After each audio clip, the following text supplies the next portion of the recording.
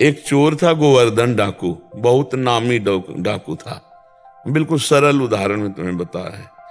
तो एक दिन राज कर्मचारियों ने उसका पीछा किया और वो भागा, घोड़ा भी छोड़ दिया, पैदल भागा। तो एक जगह देखा बहुत सत्संग हो रहा था, कथा हो रही थी। पंडित परशुराम जी महाराज कथा कर रहे थे, करमैती बाई के पिता। ये प्रमाणित कथा हम आपको बता रहे हैं। तो उस सभा में घुस गया। तो राज कर्मचारी आए, सोचा सभा में चोर कैसे हो सकता है, यहां तो चोर घुसने का साथ। अब उसको पाया ही नहीं। जब कथा 2-3 घंटे बाद समाप्त हुई तो कथा का प्रसंग चल रहा था। वृंदावन में श्री बांके बिहारी लाल को आज यशोदा मैया ने सोने की करधनी, सोना तो चोर आदमी, करधनी सोने की।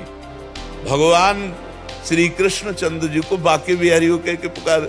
8 वर्ष की अवस्था है, मैया ने सोने की लकुट दी, सोने का। अरे इतना मालिक ना साधारण, और गाय चराने अपने सखाओं के साथ जा रहे हैं। कथा समाप्त हुई, नजदीक पहुंचा, चाकू निकाली, पंडित परशुराम जी के गले में लगाए। पता लिखो। ये जो इतना धनी बालक का वर्णन कर रहे थे, पता लिखो। देखा तो उनका डाकू है, जो मेरा नाम सुन करके भयभीत हो जाते हैं। हमारा नाम गोवर्धन डाकू।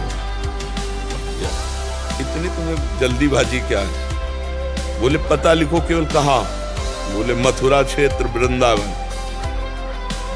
बाप का नाम नंद बाबा, कन्हैया, गाय चरा। पर सुनो, तुम्हारे जैसे डाकू उसको चोरी नहीं कर सकते, बहुत नटनागर, बहुत प्रवीण बालक है वो। तो उन्होंने कहा तुम हमको ऐसा समझते हो, अकेले अकेले राजाओं के महलों को लूट लिया है। बोले फिर भी नहीं लूट सकते, बहुत प्रवीण है। तो उनका कसम खाता हूं, जब तक उसे लूट नहीं लूंगा तब तक पानी नहीं पीऊंगा।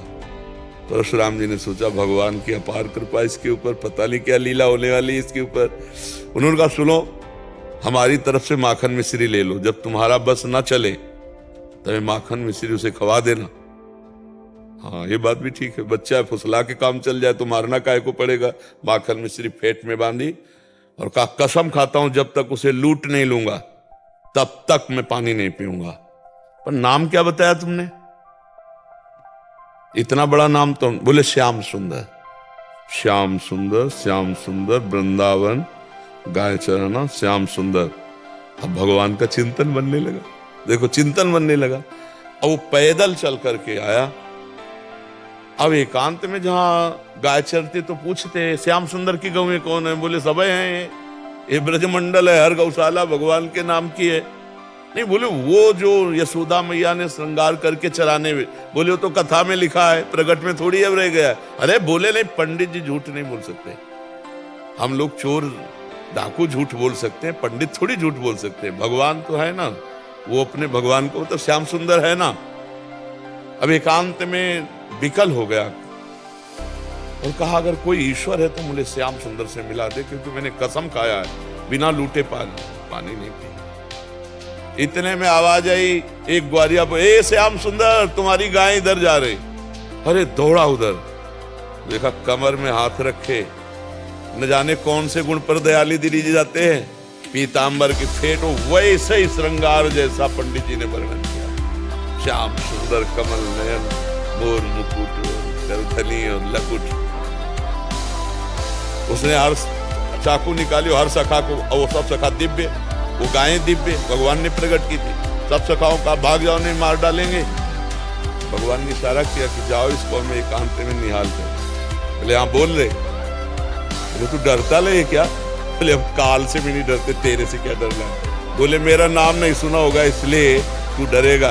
अब ये मेरा नाम गोवर्धन डाकू, तो गोवर्धन ही तो नाम है ना, मेरा नाम गोवर्धन धारी है। भगवान उससे जब वार्ता कर रहे हैं तो उसका जीवत्व तो नष्ट हो रहा है, अज्ञान नष्ट हो रहा है। उन्होंने देखा बड़ा प्रवीण पंडित जी कह रहे थे माखन मिश्री खवा का काम कर ले। बोले सुनो, भगवान ने कहा अच्छा ऐसा प्यार करते हो? बोले प्यार के लिए नहीं है, ये सोना चांदी जो पहले ये उतराले के लिए। वो कहा ये तो वैसे ही उतार देंगे, लाओ तुम्हारा। माखन में श्री खाई और कहा थोड़ा तुम खाओ, और जे भी भगवान ने चखाया उसे भगवत अज्ञान हो गया। अब भगवान को साष्टांग दंड, प्रभु प्रभु। एक बात सुनी कि कन्हैया गाँव में चला रहा है, चल पड़ा, कसम खा ली तो भगवान मिल गए। यहाँ जीवन व्यतीत हुआ जाता है, हलवा पूड़ी खा करके दिनचर्या का बैलेंस बनाते रहते हैं, तो भगवान कहाँ मिले? जब भूख प्यास रहकर केवल भगवान के दर्शन के लिए, तो भगवान उसी समय प्राप्त हो जाते हैं। हम लोग सुनते बहुत हैं, समझदार बहुत हैं, नहीं करना चाहिए ये भी जानते हैं, लेकिन भजन ना होने के कारण हम उसको उतार नहीं पाते हैं। भजन शुरू करो, अभी बात हो जाए। नाम जप करो और निश्चय करो कि मुझे इस मार्ग में चलना है, तो पापाचरण नहीं करना है, गंदी बात नहीं करनी, किसी को दुख नहीं देना, किसी का अहित नहीं करना, तो मंगल शुरू हो जाए। अभी दिव्यता आने लगी अंदर, अंदर की दिव्यता, ये बाहर शरीर का राग छूट जाता है। सोच पा